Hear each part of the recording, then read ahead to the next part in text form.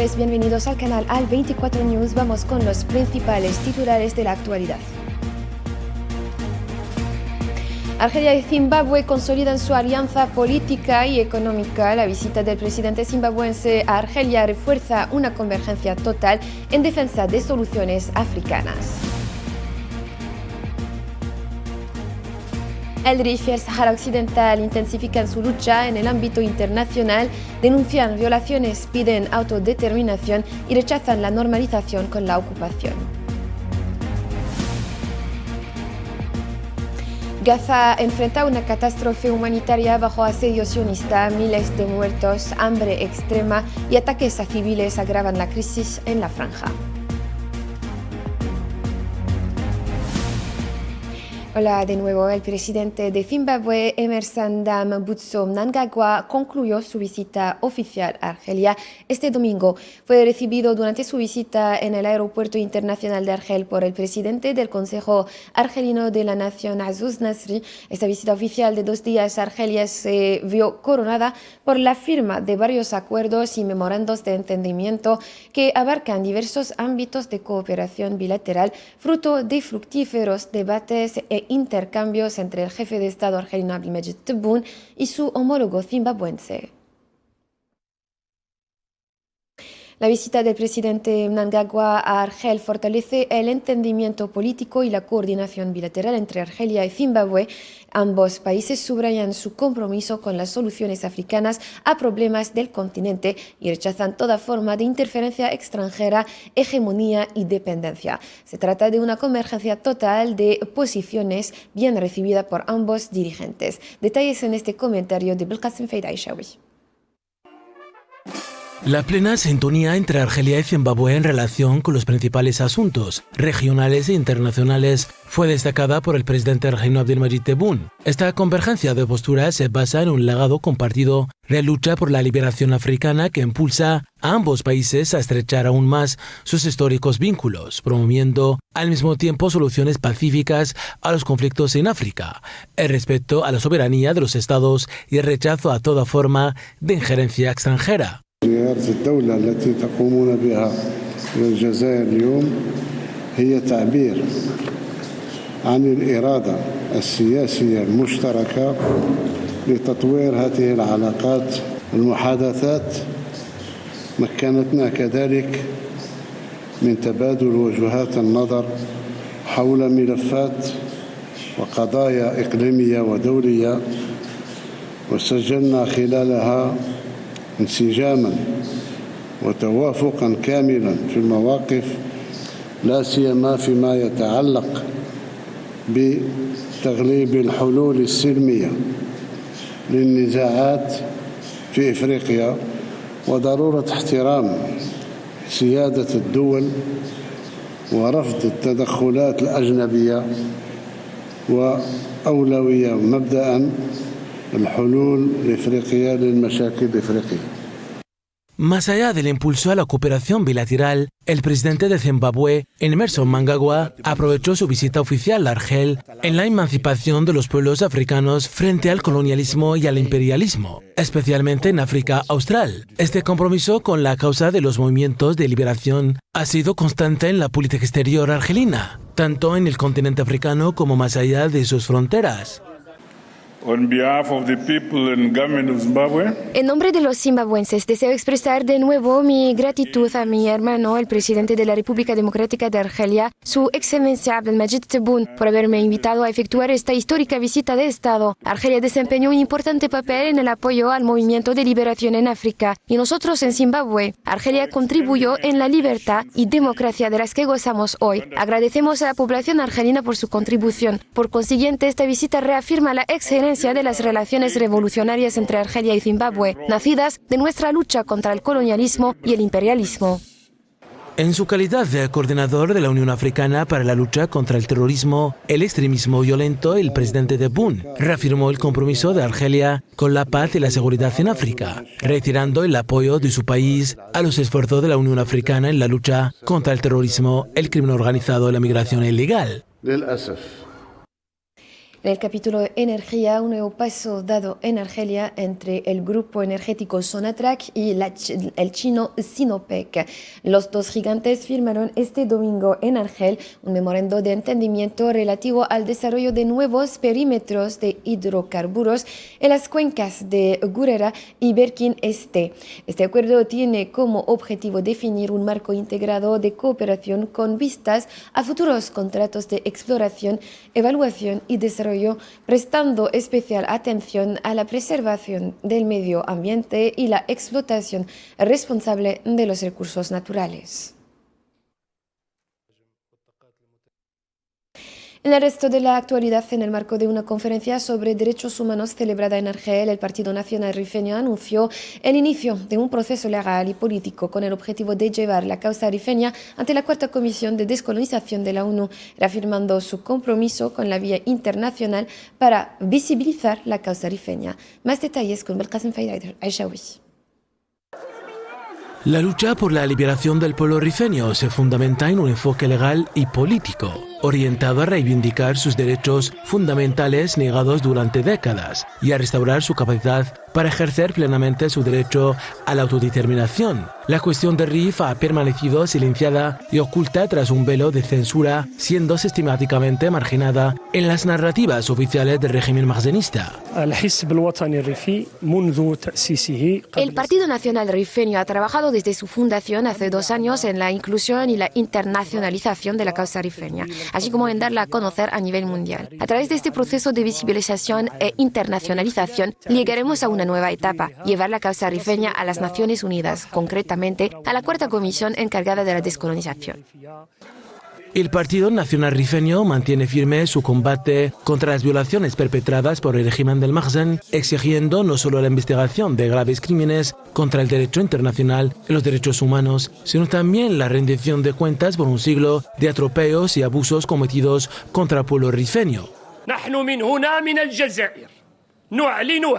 Desde Argelia declaramos que el proyecto de liberación del Rif no puede ser abortado ni con las migajas del regionalismo, ni con las mentiras de la reconciliación, ni con pactos con la ocupación marroquí, ni con las farsas electorales. Se lo decimos al mundo y especialmente al Mahzen. No aceptamos ser gobernados desde un palacio dirigido por los servicios de inteligencia franceses, ni por un trono nacido de la traición a la resistencia, ni por un régimen que normaliza relaciones con quienes asesinen niños en Palestina. A pesar de los múltiples obstáculos, incluidos los intereses estratégicos y alianzas internacionales que protegen al régimen marroquí, el partido persiste en su lucha, tocando todas las puertas internacionales para visibilizar y defender la causa de Rif.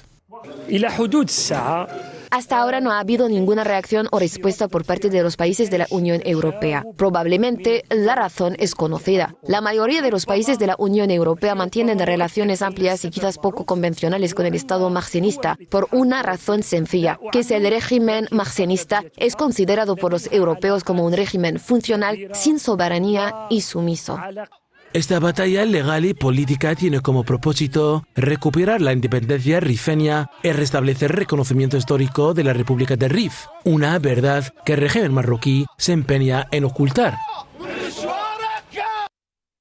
Seguimos con el mismo tema. Activistas y defensores de derechos humanos procedentes de varios países africanos y europeos hicieron un llamado a una acción internacional para detener las violaciones cometidas por el régimen del Mahzen contra la población del Rif. Los participantes en la conferencia sobre derechos humanos organizada por el Partido Nacional Rifeño en la capital argelina coincidieron en la necesidad de aplicar el derecho internacional en el Rif, permitiendo a su población ejercer el derecho a la autodeterminación y recuperar su independencia. El pueblo saharaui y el pueblo rifeño comparten cosas que quizás surgieron por casualidad, y la principal de ellas es que tienen un enemigo común, que es la ocupación marroquí, la cual quiso expandirse hacia el norte y hacia el sur. De esta forma se ganaron la enemistad de los dos pueblos pacíficos.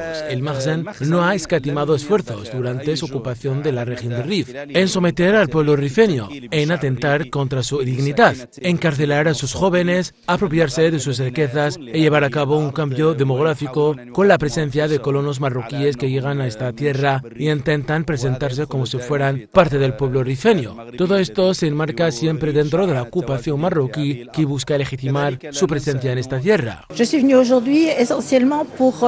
He venido hoy especialmente para explicar lo que ha hecho la organización Libertad para Ali en Bélgica para liberar y deshacer las cadenas de Ali Arras y para denunciar que Bélgica nunca ha apoyado a su ciudadano. Hoy también luchamos para que Bélgica lo reconozca y le recompense para que pueda tener una vida digna. Comenzamos a comprender bien la situación del RIF y apoyamos su independencia. Queda en manos de los rifeños, quienes son los que deben elegir los caminos y métodos para lograr su independencia y alcanzar más justicia en el mundo. Para apoyar la causa del RIF como española y como reportera, porque pienso que en el problema que tienen los rifeños hoy en día España tiene mucho que ver, aunque a los españoles nos cueste muchísimo reconocerlo y nos duela mucho, porque es muy doloroso y esa es la verdad, que duele mucho investigar sobre el asunto y saber la culpa que tiene España, y esto es una realidad. El Congreso Nacional Africano, partido gobernante en Sudáfrica, acusó a Marruecos de violar las normas diplomáticas internacionales. En un comunicado emitido el sábado por la noche, el partido condenó las acciones del régimen del Makhzen, que utilizó la bandera nacional sudafricana durante la recepción de una figura opositora que no representa al gobierno electo con el fin de promover su plan de autonomía en el Sáhara Occidental ocupado. Este acto imprudente y provocador representa una clara violación de las normas diplomáticas internacionales y una inaceptable injerencia en los asuntos políticos internos de Sudáfrica. El uso de nuestros símbolos nacionales en actividades partidistas organizadas por potencias extranjeras no solo es engañoso, sino que forma parte de una agenda más amplia de interferencia externa. Por ello, el Congreso Nacional Africano insta al Ministerio de Relaciones Internacionales y Cooperación a presentar una protesta diplomática formal y exigir una explicación inmediata y una disculpa oficial por parte de las autoridades marroquíes. Y hablando precisamente del Sáhara Occidental ocupado, el gobierno saharaui expresó su condena ante el intento de filmar una película del director angloamericano Christopher Nolan en la Dakhla ocupada, considerándolo una violación de la legalidad internacional y una normalización con la ocupación.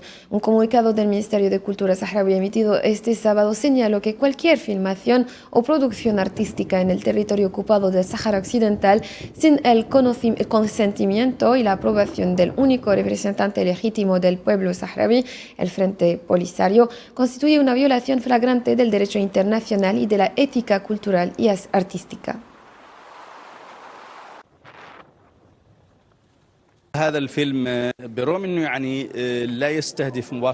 Aunque esta película no aborda directamente la causa saharaui, busca presentar a Dakhla como una ciudad marroquí, cuando en realidad Dakhla es una ciudad saharaui ubicada en el territorio del Sáhara Occidental. No sabemos cuánto ha intervenido la inteligencia marroquí en este acuerdo, pero creemos que ha ofrecido importantes incentivos para que esta productora internacional filme la película, con la condición de que en los créditos se indique que fue rodada en la Dakhla ocupada, presentándola como una ciudad marroquí.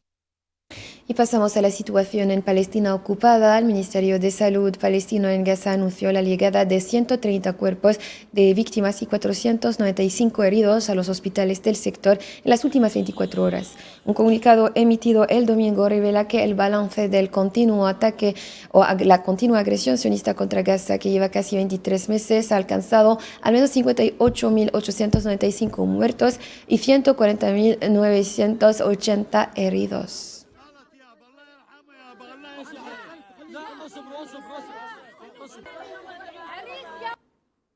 El Ministerio de Salud palestino en Gaza informó que el total de víctimas de las masacres contra personas hambrientas asciende a 922 muertos y más de 5.861 heridos que han sido ingresados en hospitales desde el inicio de las operaciones de la llamada Organización Estadounidense para la Ayuda a Gaza. La cartera de salud también reveló que en las últimas 24 horas, 31 personas que buscaban un sustento murieron y más de 107 resultaron heridas tras ser atacadas directamente frente a los centros de distribución de ayuda, conocidos ya como trampas mortales. Por su parte, la Agencia de Naciones Unidas para los Refugiados Palestinos, UNRWA, informó que las fuerzas de ocupación están dejando sin alimentos a los civiles en la Franja de Gaza, incluyendo a 1 millón de niños. En un comunicado emitido este domingo, la UNRWA exigió el levantamiento del bloqueo sobre Gaza y la autorización para introducir alimentos y medicinas.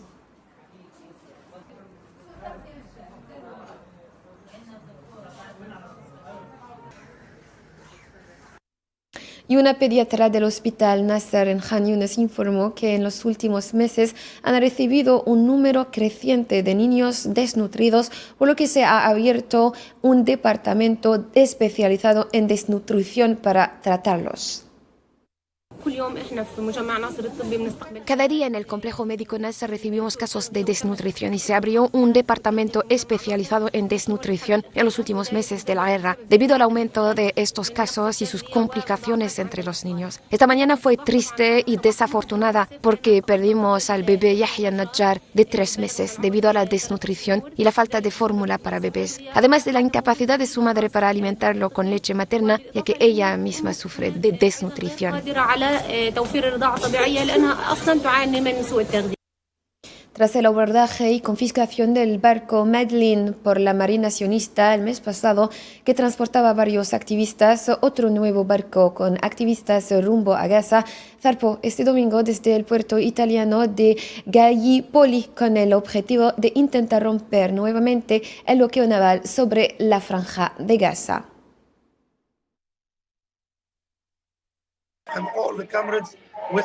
Compañeros, estamos a punto de zarpar hacia Gaza para desafiar el bloqueo impuesto a nuestros hermanos y hermanas. Este bloqueo es legal. También para enviar un mensaje claro y decirlo fuerte y claro. Detengan el genocidio, detengan el bloqueo ilegal, detengan el uso del hambre como arma de guerra.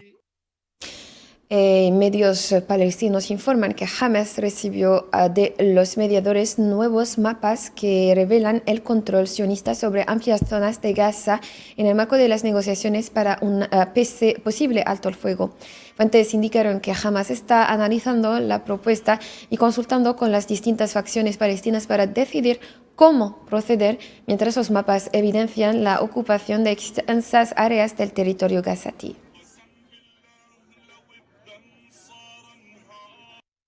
En Siria ahora el Ministerio Sirio del Interior anunció la suspensión de los enfrentamientos en la ciudad de Suweida con la evacuación de combatientes tribales y el despliegue de fuerzas de seguridad para garantizar el cese del fuego. Por otro lado, el Observatorio Sirio de Derechos Humanos reportó que los actos de violencia que afectan el sur del país durante una semana dejaron un saldo de más de 1.000 muertos. Además, se registraron 15 bajas entre las fuerzas gubernamentales debido a recientes ataques sionistas en varias zonas, incluida la capital, Damasco.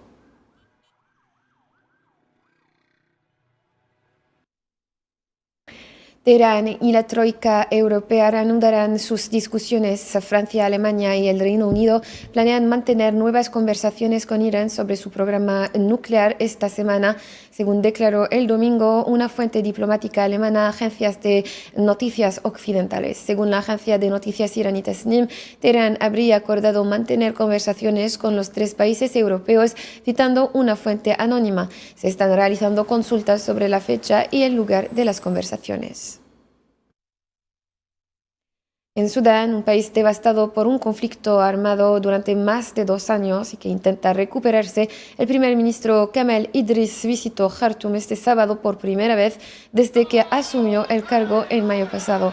El jefe del gobierno prometió reconstruir la capital Jartum, en el aeropuerto en ruinas y otros lugares destruidos. El primer ministro presentó amplios proyectos de rehabilitación en preparación para el regreso de los ciudadanos, asegurando que Jartum volverá a convertirse en una orgullosa capital nacional. Cabe recordar que los enfrentamientos armados en Sudán han dejado decenas de miles de muertos solo en Jartum y unos 3,5 millones de personas han sido huido de la ciudad, según informes de las Naciones Unidas. Rusia anunció este sábado que sus fuerzas habían atacado un aeródromo militar ucraniano, mientras que Ucrania declaró que había repelido las ofensivas rusas el mismo día. El Ministerio de Defensa ruso declaró en su última conferencia de prensa que sus fuerzas habían llevado a cabo ataques en varios frentes durante las últimas 24 horas, apuntando a centros de reclutamiento militar ucranianos, infraestructura de aeródromos militares y plantas de reparación de aeronaves. Los sistemas de defensa aéreas rusos también neutralizaron 6 bombas aéreas y 349 drones lanzados por Ucrania, según la misma fuente.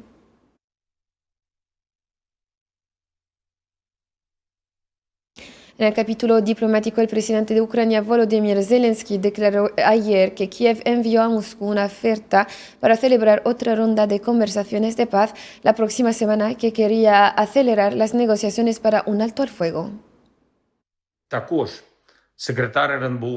El secretario del Consejo de Seguridad Nacional y Defensa, Umerov, también informó que ha propuesto la próxima reunión con la parte rusa para la próxima semana. La dinámica de las negociaciones debe intensificarse. Se debe hacer todo lo posible para lograr un alto el fuego. La parte rusa debe dejar de eludir decisiones. El intercambio de prisioneros, el regreso de los niños, el cese de los asesinatos. Se necesita una reunión a nivel de líderes para garantizar una paz real, una paz duradera. Ucrania está lista para dicha reunión. Señoras y señores, con esta noticia pues concluimos las páginas de este diario. Gracias por su amable atención. Un saludo.